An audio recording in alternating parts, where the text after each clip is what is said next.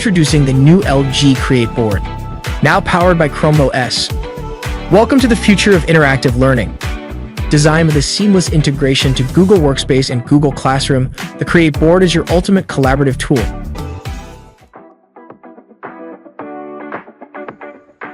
Okay, in this video, I want to highlight how well the LG CreateBoard with ChromeOS works with all those great interactive features that you know from our LG CreateBoards. So the first is, obviously we can use our LG CreateBoard Share. Now we've covered this in another module, but this allows us to push whatever is on our screen, whether it's a Chrome app or our website, directly onto our student devices. Or students can share directly to our board. Also, we get great classroom management tools. So if we like our timers, we've got our timers quick and handy on our ChromeOS. Start that, expand it, go full screen, 6 minutes up, lets our students know. So we can keep our students focused and on task, or if you're like myself, you can keep yourself on task. Okay, let's close that out. We also have a couple of other things. We have our stopwatch, and we have our ability to capture our screen. Now ChromeOS has a built-in capture functionality, but this also has the ability to capture your screens quickly. And then finally, we have the ability to mark up on our screen. So if I pull up a website, let's pull that up here. Let's go to YouTube. We're going to take a look at Colors of the Ocean. I can actually draw right on my screen. So look at that. We can highlight things on our screen. We can point out words. We can do all sorts of great things directly on top of our ChromeOS. That's it. We hope you find this functionality to be really useful for your classroom and supporting your students.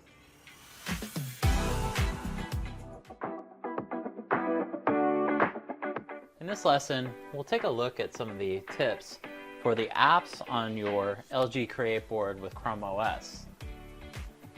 We can access apps a couple of different ways. One is from our app shelf, which is down below, and this really launches Chrome.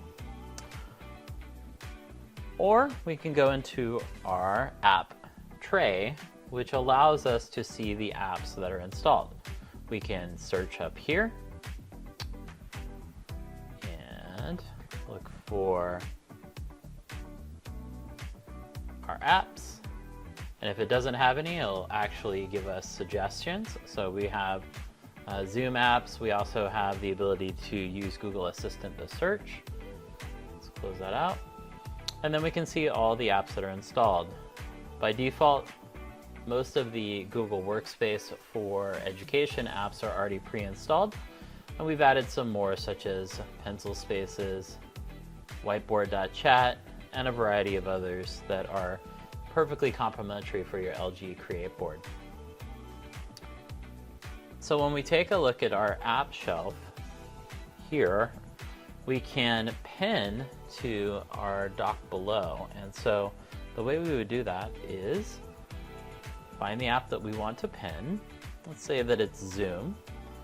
Long press on it and pin to shelf. And that'll pin that down below. Another thing that we can do is we can long press an app and we can open it in a new tab or new window. We could uninstall it and it would remove that from our LG CreateBoard. The other things we can do with our apps here is actually find new resources in the Chrome Web Store. And in the Chrome Web Store, we have all sorts of extensions, themes, and apps. And so apps are generally pushed by your Google Workspace domain administrator, But here are ones that you could add from the Chrome Web Store if you have the capability to do so. And so let's see if Google Keep is installed. Yep, it sure is. So I don't need to add that one, but maybe I want to add Cami because I don't see Cami installed. So let's do that. Let's add to Chrome, add the app, and it will now install and be listed in my list of apps. So let's go back to the app home, and we can see all sorts of apps that we can install directly into our ChromeOS. Okay, so those are the big tips when it comes to apps on the LG CreateBoard and ChromeOS. A couple of other things that we want to take a look at is offline capability. Now, for example, if your domain administrator allows for it, you can actually use certain apps offline. So let's take a look at Gmail and go into our settings and go to offline and enable offline mail. Now this could store up to 90 days offline, including attachments, and keep the offline data on your computer or remove it when you log out. So if it's a shared device, don't. And there you go. Another thing is that you can use an app like Drive offline. This allows us to use slides, drawings, and sheets offline. So if the internet goes down, we can still have our Google Slides and demonstrate them for our students. And so let's go to the settings for Drive. And once they open,